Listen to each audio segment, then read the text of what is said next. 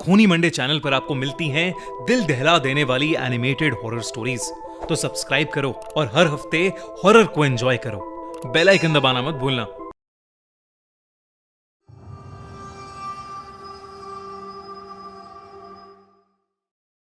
Leone एक 22 साल का लड़का था। वो अपने पूरे परिवार के साथ सर्बिया में रहता था।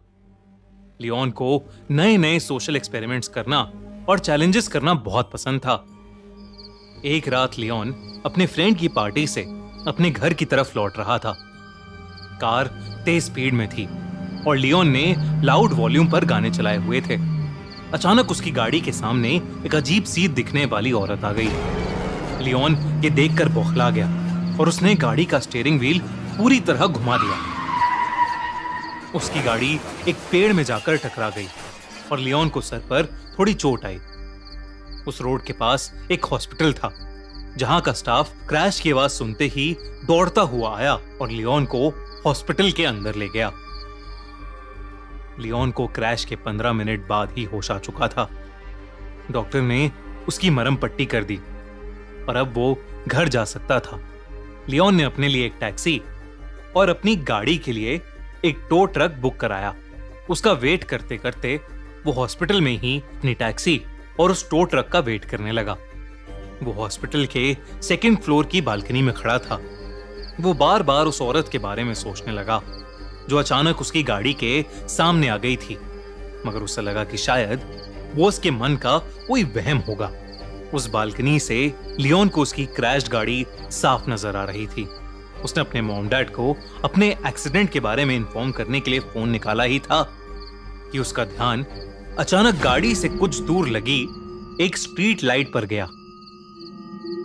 उस स्ट्रीट लाइट के नीचे उसे वही औरत दिखी जो उसकी गाड़ी के सामने आ गई थी। वो उस स्ट्रीट लाइट के नीचे बेहद अजीब तरीके से डांस कर रही थी। लियोन उसे देखकर बहुत चौंक गया और अपने फोन से उसे रिकॉर्ड करने लगा कि तभी लियोन के फोन पर किसी का कॉल आ गया। लियोन ने जल्दी से फोन काट दिया, लेकिन उसने जैसे ही वापस उस स्ट्रीट लाइट की तरफ देखा तो वो औरत अब वहां से गायब हो चुकी थी। उसके फोन की रिकॉर्डिंग भी अपने आप बंद हो गई। जब उसने अपनी फोन गैलरी चेक करी तो उसमें वो वीडियो थी ही नहीं। लियोन ये देखकर थोड़ा घबरा गया। उसके कुछ ही देर में उसकी कैब वहां आ गई, इसलिए और वो तुरंत वहां से निकल गया, मगर वो अभी भी काफी बौखलाया हुआ नजर आ रहा था। घर पहुंचते ही लियोन ने उस औरत के बारे में सर्च करना शुरू कर दिया। जब उसने इंटरनेट पर देखा तो उसके होश उड़ गए। इंटरनेट पर लियोन को एक वीडियो मिली जिसमें वही अजीब सी दिखने वाली औरत उसी स्ट्रीट लाइट के नीचे वैसे ही अजब तरीके से डांस कर रही थी।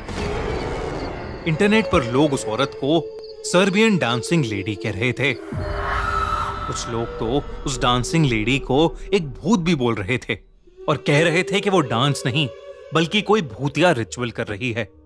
ये सब देखकर लियोन उस औरत में और इंटरेस्टेड हो गया। अगली रात लियोन अपने छोटे भाई निको के साथ कैमरा लेकर उसी जगह चला गया जहां उसे वो औरत दिखी थी। वो दोनों रात के 12 बजे उसी स्ट्रीट लाइट से थोड़ा दूर जाकर छुप गए और कैमरा निकालकर उस औरत का वेट करने लगे। बहुत देर हो गई मगर वहां कुछ भी अलग नहीं हुआ। लियोन ने सोचा कि शायद वो औरत कोई मेंटली अनस्टेबल इंसान होगी। लियोन वहां से जाने ही वाला था कि उसने देखा कि सफेद कपड़ों में वही औरत उस स्ट्रीट लैंप के नीचे आ रही है। उसका चलने का ढंग बेहद अजीब था।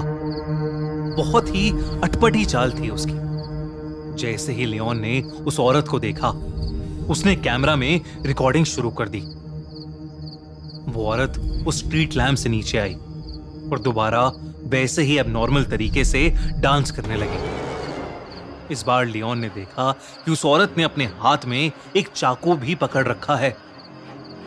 उस औरत के बाल उसका चेहरा ढक रहे थे और इसलिए लियोन उसका पूरा चेहरा ढंग से नहीं देख पा रहा था। अचानक ही वो औरत डांस करते करते रुक गई और देखते ही देखते उस औरत की हड्डियां चटकने लगीं। और उसके हाथ और पैर अजीब तरीके से मुड़ने लगे। तभी उस औरत ने अपना चेहरा लियोन की तरफ किया और वो उसे देखते ही जोरों से हंसने लगी। उस औरत का चेहरा डिसफॉर्म्ड और बेहद डरावना था। वो अब धीरे धीरे लियोन और निको की तरफ चलकर आ रही थी। लियोन और निको ये सब देखकर बहुत डर गए। वो फौरन अपनी कार की तरफ भागे। जैसे ही लियोन अपनी कार के पास पहुंचा तो उसने देखा कि निको उसके साथ नहीं है। लियोन ने नजर घुमाई तो उसने देखा कि निको उस डांसिंग लेडी के पास खड़ा था। ऐसा लग रहा था कि निको उसके वश में है। लियोन ने निको को जोर से आवाज लगाई और निको मानो वापस होश में आ गया हो। निको जल्दी से वापस कार की तरफ भागा और लियोन और निको दोनों कार में बैठकर वहां से निकलने लगे। जब लियोन ने आसपास देखा तो वो डांसिंग लेडी कहीं नहीं थी, लेकिन फिर अचानक ही वो लियोन की कार के सामने आ गई। उसे देखकर लियोन की रूह कांप गई, लेकिन लियोन ने अपनी कार नहीं रोकी। लियोन की कार उस डांसिंग लेडी के आर पार हो गई और जब लियोन ने अपने रियर व्यू मिरर से पीछे देखा तो वो डांसिंग लेडी उस रोड पर खड़ी लियोन को ही घूर रही थी और फिर अचानक वो हवा में कहीं गायब हो गई। उस रात वो दोनों जैसे तैसे घर पहुंचे और चुपचाप सो गए। अगले दिन निको ने लियोन को बताया कि उस डांसिंग लेडी ने पिछली रात निको से कहा कि वो खुद डेथ है और वो जिसको भी देखेगी वो उससे उसकी सबसे करीबी चीज छीन लेगी। इस इंसिडेंट के कुछ ही दिनों में कुछ ऐसा हुआ जिसने लियोन और निको की जिंदगी हमेशा हमेशा के लिए बदल दी। एक रात लियोन और निको की मां एक्सीडेंट में मारी गई। उनका एक्सीडेंट भी उसी स्ट्रीट लैम्प के नीचे हुआ था जहां लियोन ने उस डांसिंग लेडी को देखा था। कभी कभी तो उस दिन के बाद से लियोन और निको को अक्सर उस डांसिंग लेडी के सपने आते हैं। बल्कि निको की हालत तो इतनी खराब हो गई कि वो कभी कभी रात में अपने घर से निकलकर बाहर सड़क पर उसी डांसिंग लेडी की तरह वैसा ही अजीब डांस करने लगता है। दोस्तों, सर्बियन डांसिंग लेडी सच में है या नहीं ये तो हम नहीं जानते, पर अगर आपको देर रात में कभी कोई ऐसी डांसिंग लेडी दिखे तो उससे दूर ही रहिएगा। क्या पता वो आपसे आपकी सबसे करीबी चीज ले ले। और दोस्तों, सर्बियन डांसिंग लेडी के बारे में और जानना है तो हमारे इंस्टाग्राम पेज को अभी फॉलो करो। हम अब अपने इंस्टाग्राम पेज पर आपके लिए horror facts, legends and myths, haunted places, इन सब टॉपिक्स पर इंटरेस्टिंग रील्स बना रहे हैं। Check out now. Instagram page की लिंक पिन कमेंट में। और अगर आपको ये वीडियो पसंद आई तो खूनी मंडे यूट्यूब चैनल को सब्सक्राइब करना मत भूलना।